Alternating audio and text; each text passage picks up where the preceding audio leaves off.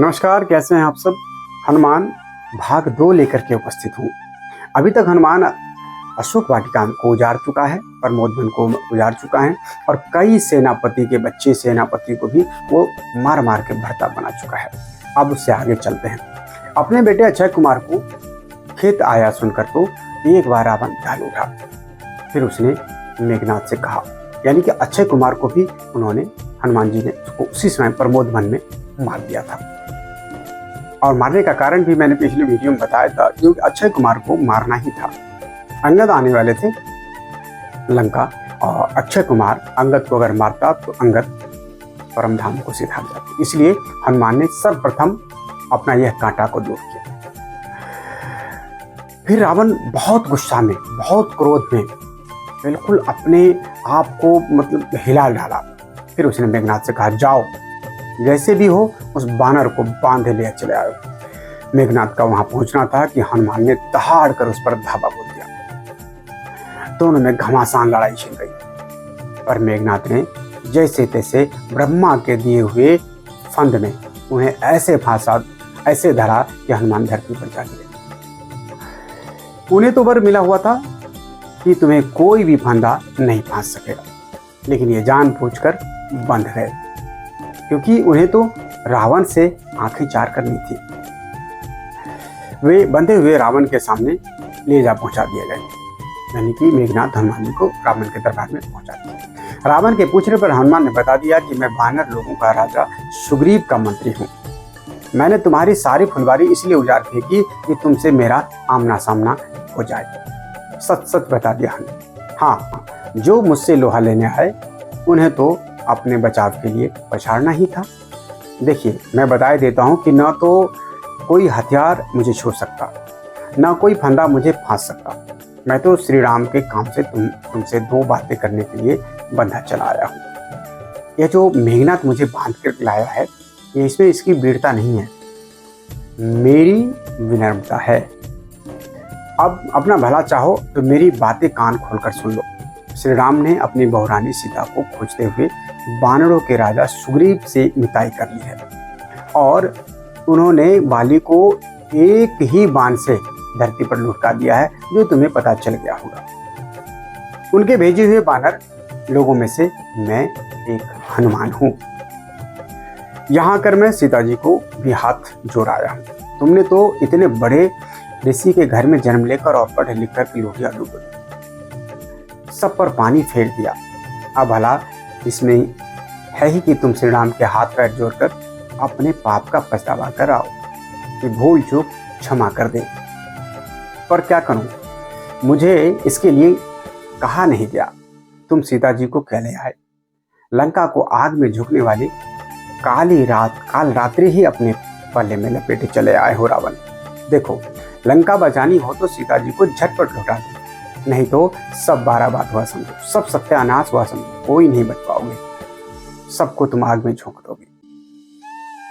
रावण भला ऐसी लगती चुपती बातों कहां से आने वाला था। उसने अपने पास खड़े हुए राक्षसों को ललकारते हुए कहा, खड़े क्या हो, टुकुर टुकुर क्या देख रहे हो मूर्ख, उतार लो धर से इसका सिर। पर तभी विभीषण ने टोक कर कहा, दूध को मारना और दूध को मार डालना भले लोगों का काम नहीं होता, दंड ही देना हो तो कोई और जुगत निकालिए। तब रावण ने कुछ सोच कर कहा, ठीक कहते हो। इस वानर लोगों को अपनी पूंछ बड़ी प्यारी होती है, इसलिए इनकी पूंछ में आग दिखाकर इसे सारी लंका में घुमाओ, और जब यह बिना पूंछ का बांडा हो जाएगा तब इसकी सारी धकड़ी हेकड़ी बिल्कुल धूल में मिल जाएगी और ये सारी धकड़ी भूल जाएगी।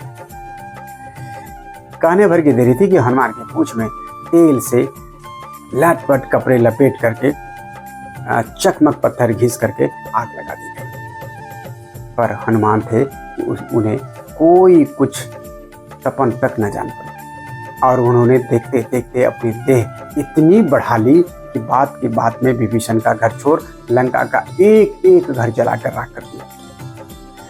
तभी हनुमान के मन में यह उलझन उठ खड़ी हुई कि सारी लंका के साथ साथ कहीं सीता जी को भी तो आग ने छू नहीं लिया। पर तभी अच्छे सुगुन दिखाई पड़ने लगे।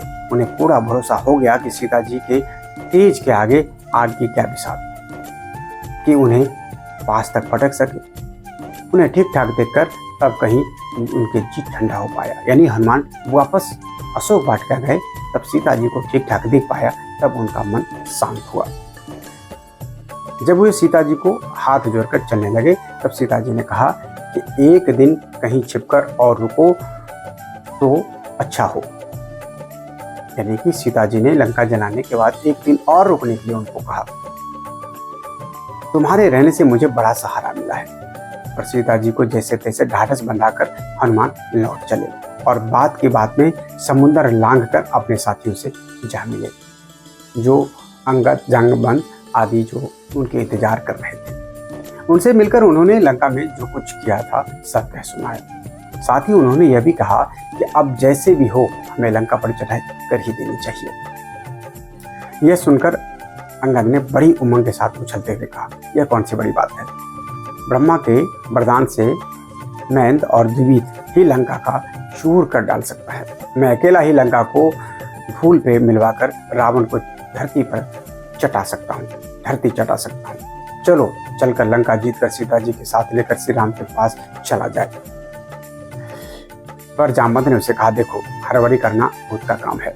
हमें सीता जी की खोज करने के लिए कहा गया है, लाने के लिए नहीं। यह सुनकर वे सब लोग सूर्य के मधुवन में जा घुसे और पहुंचकर लगे मधु पीने और फल तोड़ तोड़ कर खाने।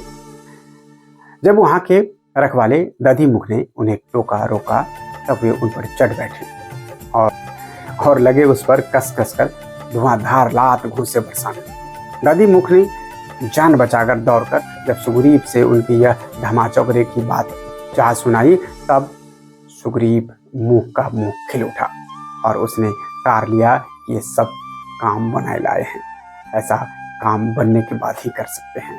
और ऐसे ही हुआ है। दधिमुख से सुग्रीव का संदेश पाकर वे सब वानर लोग किष्किंधा जा पहुंचे और वहां जाकर हाथ जोड़कर हनुमान से सीता जी का दिया हुआ वह टीका यानी चूड़ामणि श्री राम जी के हाथ पर धर दिया।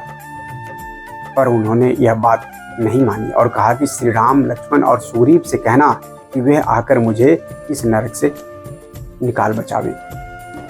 इस ढंग से लंबा चौड़ा समुद्र लांघकर सीता जी के सारी सुध और उनका दिया चूड़ामणि राम के पास पहुंचाने वाला सबसे बड़े अनोखे जबरे सूरमा थे पवन के पुत्र सुपुत्र हनुमान।